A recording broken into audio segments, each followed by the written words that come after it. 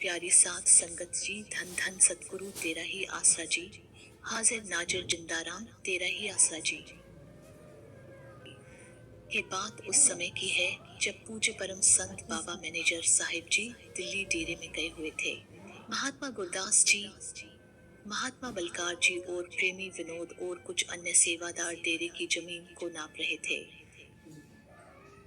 बाबा जी कुर्सी पर बैठ गए और अपने दोनों पैरों को सामने रखी हुई मेज पर रख दिए और ख्याल में अंतर ध्यान हो गए। बाबा जी पास में कुछ और प्रेमी भी बैठे हुए थे। लगभग 15-20 मिनट बाद बाबा जी अंतर ध्यान होकर अचानक उठे और अपने पैरों में जूती डाली। जूती आंधी पैरों में थी और आंधी बाहर। बाबा जी जल्दी से प्रेमी विनोद की कार में बैठ गए। प्रेमी विनोद ने भी जल्दी से कार को स्टार्ट किया और बाबा जी को लेकर डेरे से बाहर चले गए। लगभग 15-20 मिनट बाद बाबा जी गाड़ी को मुड़वा कर डेरे में वापसी आ गए।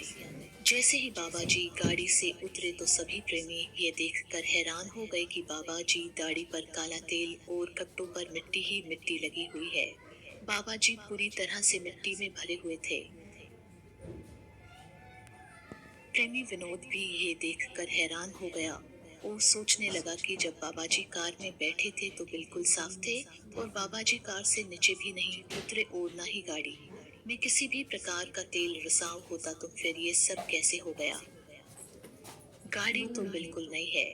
बाबा जी गाड़ी से नीचे उतरे और फरमाया कि बेईमान हम गरीबों की कोई बात नहीं मानता, फिर ऐसे ही हमारा मुंह काला होता है, कोई भी हमारा कहना नहीं मानता है। फिर बाबा जी ने सभी प्रेमियों को पुराने डेरे जाने का हुक्म दिया। जब सभी प्रेमी बाबा जी के साथ पुराने डेरे जा रहे थे तो उन्हें पता चला कि डेरा जगमाल वाली से आ रहा साध संगत से भरा कैंटर रास्ते में पलट गया है, जिसमें साध संगत को काफी चोटें आई हैं। उन्हें रोहतक के अस्पताल में भर्ती करवाया गया है। जब दिल्ली डेरे से कुछ प्रेमी उन साध संगत से मिलने रोहतक गए तो चोट लगने वाले संगत ने बताया कि जब कैंटर पलटा तो वे सब कैंटर में रखे सामान के नीचे दब गए। जब वे नीचे दबे तो उनको ऐसा एहसास हुआ कि कोई उनके हाथ पांव पकड़कर बाहर सुरक्षित निकाल रहा है। उनको एहसास हुआ कि कोई उनकी जान बचा रहा है।